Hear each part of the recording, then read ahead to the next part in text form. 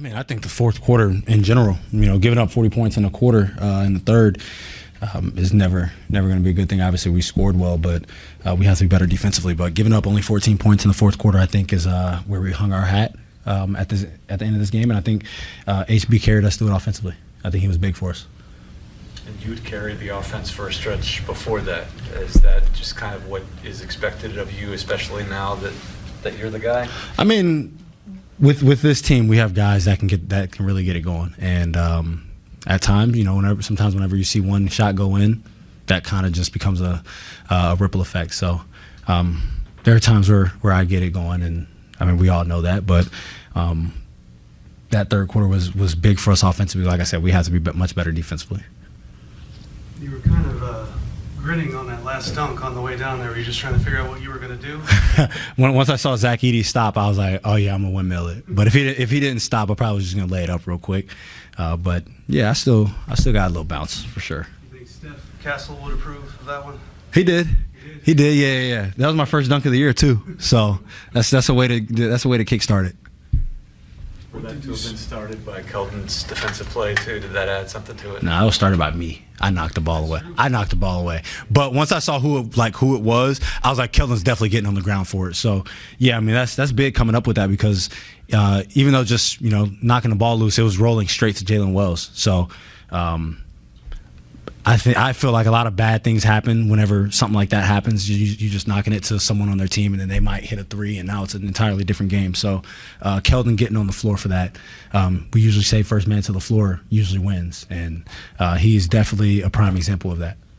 In a game that was sort of back and forth, you mentioned it, HB sort of took over late. What did you see from him in those final 2 minutes of the game? I mean, big. Obviously going up against someone who's won Defensive Player of the Year as well. Not backing down, getting to the basket, hitting a sky hook, hitting a three that forced him to call a timeout. He was just big for us down the stretch, trying to get a mismatch on him.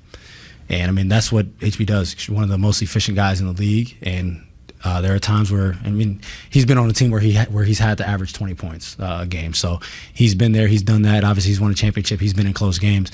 And there are times where you just ride your vet, and he definitely pulled us through. You played with Harrison for a long time. Is it I don't know, what's the feeling to look up and he's the oldest player on the team that you're on? He was up there whenever we played together, but I mean, he's one of those guys that everybody I think in the league or around the league knows that he's ultimate professional, and he's just always ready. There are games where he doesn't play well, and he doesn't falter. Like he's always even keeled, and there are times where I've seen him. I mean, y'all seen him hit a game winner last year. I've seen him hit multiple game winners from our time together. So he's someone that you can always lean on. And like I said, just an extremely efficient guy. I mean, 14 shots to get 23 points, like 9 for 14, 4 for 8, 1 for 1 from the free throw line. Like that's what you preach whenever you're talking to either young guys or role players, like just being that efficient with your shots. I think a lot of people can really learn from HB. What did you see, I guess, defensively from him and Jeremy on JJJ late? I mean, that's a tough cover for anybody. Obviously, I think everybody knows he's going left. Everybody in the gym knows he's going left, but can you stop it? And you have to meet his physicality every possession because he's coming down, he puts his head down, and that's what he does. He gets to his spots. He gets floaters, layups, dunks, whatever it may be. And I think they did an extremely good job on him tonight. And whenever your guys are guarding a star player like that, like you have to be able to get the rebounds. And that was one thing we didn't do well. I mean, I think we gave up 21 offensive rebounds. Like that's not going to win you a lot of games.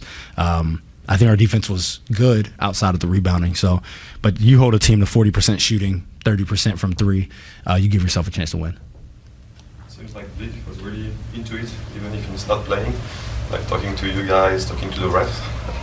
Like, can you talk a bit about that, his attitude? And I mean, all Vic wants to do is win, regardless if he's playing or not. So, with him being out, I don't think that was going to make him just be quiet and sit there and just watch the game. He's in it just as much as he is when he's playing. And obviously, we feel that he's not there on the court, but just his voice during timeouts or during practice is still there. So that's what you want out of a guy like that. Like you don't want him to just not play and then you don't see him. Like he's still there and he's still trying to affect the game, regardless of if he's out there or not. It's obviously a huge part of your defense. So to close out the game with such a big defensive performance, what does that say about this team's defensive philosophy overall? I mean, we're working. Obviously, we want to have our foundation, our base, and then when Vic is playing, it just enhances what we do. So regardless if he's out there or not, we want to still have our principles. And then if he is out there, obviously that adds an entirely different component to protecting the rim and just to being able to switch and doing other things. But trying to keep our foundation and have our foundation regardless of what five's out there is our main priority. And I think we did a good job of that through, 3 of the 4 quarters. If you can hold teams, usually obviously the goal is under 25. But if you can hold a team to under 110, in the league today, you always have a chance to win a game. Obviously, no one ever wants injuries, but the depth on this team, do you feel pretty good about the depth coming into the season, and what do you think of it now? Yeah, definitely. Obviously, no one thought we'd be missing this many guys or, this many, 2 of our top 3 scorers, and then Dylan, who came in, who was playing well.